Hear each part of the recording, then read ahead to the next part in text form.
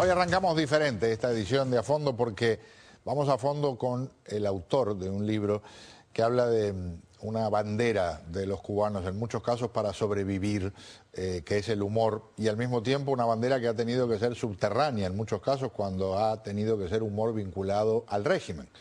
Por eso, lo que es esta investigación del humor clandestino cubano y la oportunidad de decirle bienvenido al profesor y autor de este libro, José Álvarez. Muchísimas gracias por acompañarnos. Gracias por invitarme. ¿Por qué escribe el libro? Primero porque habrá mucho humor, pero hay una tarea muy intensa detrás de la preparación. A mí me gusta decir chistes, ¿no? Y hay una diferencia entre cuentos y chistes. Para decirte el primero, dice que una vez llamó Fidel a Pepito a Palacio y le dijo que estaba muy bravo porque tenía la isla inundada de cuentos. Y él le dijo, pero ese comandante, hay un problema de semántica, el de los cuentos es usted, yo soy el de los chistes. Y entonces siempre me gustó coleccionar chistes. Yo creo que es una manera como el pueblo cubano ha usado para defenderse del sistema y como me voy a desquitar, a vengar. Y entonces incluso desde el principio de los 60 yo coleccionaba chistes en Cuba y los mandaba para acá y los perdimos. Después tenía casi lista un manuscrito en los 80 y lo suspendí y lo engaveté, y resulta que hace poco, hace 3 años, un señor en Inglaterra llamado Ben Lewis hizo un libro como que se llama Hammer and Tickle, como el martillo y la sonrisa en vez de la hoz. Y dice que los cubanos no somos originales haciendo chistes porque le copiamos todo a los rusos, y que los otros chistes los hicieron los cubanos de derecha de Miami. Entonces, eso me movió a empezar a actualizar. Y acabó de remechar el clavo el señor Abel Prieto, miembro del comité del Buró Político, exmiembro del Buró Político de Cuba y exministro de Cultura, que dijo que los chistes cubanos no eran en sí contrarrevolucionarios, no eran contra el sistema, sino que eran unos chistes benévolos, que no había hiel, que se referían principalmente a la escasez y a la emigración. Vive en un mundo paralelo. Vive en una galaxia extraña el señor Abel Prieto, pero... Y resulta que acaba de publicar un libro que se llama Micha... Ahí está la portada. Y entonces dan la impresión como que el libro se publica en Cuba. El libro está publicado en Argentina. Además de eso, hay 10, 15, 20 páginas de chistes y el resto es una, como dirán en Cuba, un teque, una muela de Armando Jar, que no sé qué es lo que hace en un libro de chistes, aunque él es un chiste en sí, pero... Bueno, ahí está la explicación.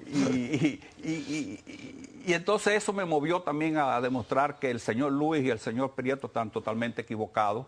Y organicé el libro en forma de décadas por año y una noticia o un evento para el chiste que viene detrás. Así que de una forma u otra no es exagerado decir que ha estado medio siglo entre coleccionando chistes, preparando el proyecto y luego transformándolo en lo que es hoy realidad. Sí, pero no a tiempo completo. No, claro, no, por supuesto que no. Espero que no. Pero sí, demoró tiempo y sobre todo el querer relacionar un chiste con un evento fue bastante difícil a veces encontrarlo. Vamos a hablar de eso en un instante, pero recién mencionaba él a Abel Prieto. Esto es específicamente lo que dijo en su momento Abel Prieto, que a la larga no deja de ser un chiste. En los cubanos no hay un solo chiste que aluda a la revolución, ni a delaciones, ni a presos de conciencia, ni a personajes escindidos. Los chistes cubanos, como decía recién el señor Álvarez, apuntan a las carencias o a la emigración, pero de forma benevolente, perdonadora, sin rencor ni hiel. Una ternura. Totalmente. Y alejada de la realidad por completo. Estaba fumando algo extraño, o algo de eso que algunos grupos de Cuba tienen acceso. Cuando dice relacionar chistes con eventos específicos, ¿ejemplos? Sí. Por ejemplo, los chistes del Mariel, cuando se abre el puerto del Mariel, hubo una hemorragia de chistes sobre el Mariel. El famoso chiste de la gallina vanguardia, pues hay un discurso de Fidel Castro donde en la plaza no se cohíbe de decir que él estaba haciendo un experimento con gallinas que estaban pastoreando y que esas producían más huevos que las que comían pienso. Entonces, cosas como esa, ¿no? Es decir, que uno ahora, en aquella época se encontraba uno como, lo encontraba trágico. Hoy en día uno se ríe porque porque es tan ilógico, que es hasta ilógico considerarlo trágico, ¿no? Porque es un chiste. Y empieza esto, no estamos hablando de que hubo 20 años de seriedad y de repente se deterioraron las cosas. Fíjense, por ejemplo, comienzo de la etapa revolucionaria, y les vamos a mostrar a Fidel Castro, al tiranosaurio, en aquel momento más juvenil. Ahí está leyendo la publicación Zig Zag. Esto es en 1959. Zig Zag incluía una serie de sátiras, de comentarios irónicos, pintorescos, y entonces incluso llevó a que Castro escribiera esto. Envía una carta, no se preocupen que ahora les vamos a mostrar detalladamente lo que dice: un saludo al pueblo que tendrá de nuevo el placer de leer a Zig Zag sin censura, porque Batista lo había censurado, por cierto. Aunque gracias al genio de sus humoristas y al loquito siempre, Zig Zag burló a los censores. Rico ha de ser el anecdotario de sus redactores, directores y empleados en el esfuerzo por mantener un diario que no se puede concebir con mordaza. Haber mantenido la circulación de Zig Zag bajo la censura fue una proeza que habla muy alto de la inteligencia y grandeza de nuestro pueblo. Por supuesto, lo firma el tiranosaurio. Pequeño detalle, meses después, no le gustó algo que dijo Zig Zag y lo clausuró. Eso es interesante. Si revela la naturaleza del régimen. Fidel Castro, en términos cubanos, es un pesado. Es decir, el hombre no tiene gracia ninguna, tiene un carisma extraordinario, lo tenía en su época, pero no tenía gracia ninguna y no le gustaban las bromas.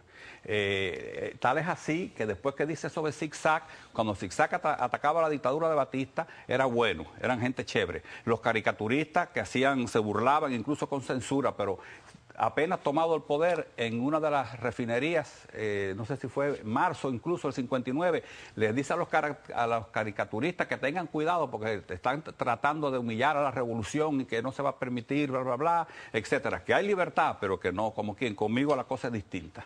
Y ahí empezó la seriedad, entre comillas, del régimen. Empezaron a clausurar a periódicos, Diario La Marina, Prensa Libre, El Mundo, etcétera. Y entonces Zig Zag seguía burlándose de las figuras y del sistema, porque esa era la misión de Zig Zag durante todos los gobiernos auténticos, batistianos, la dictadura de Batista, etcétera, hasta que por fin sacaron un cintillo que decía: hace 15 minutos que Fidel no habla. Y ahí mismo se acabó el periódico. Ese fue el final de Zig Zag. La sentencia de muerte de Zig Zag. Vamos a hacer un paréntesis. Estamos conversando con el profesor José Álvarez para sus íntimos, Pepín, ¿verdad? Un hombre con mucho sentido del humor, que habla del humor clandestino en su libro electrónico, del que vamos a seguir conversando en instantes, y también vamos a incorporar algunas de las memorables de cosas alucinantes que ha dicho Fidel Castro, sin darse cuenta que en realidad estaba contribuyendo a la humorología cubana.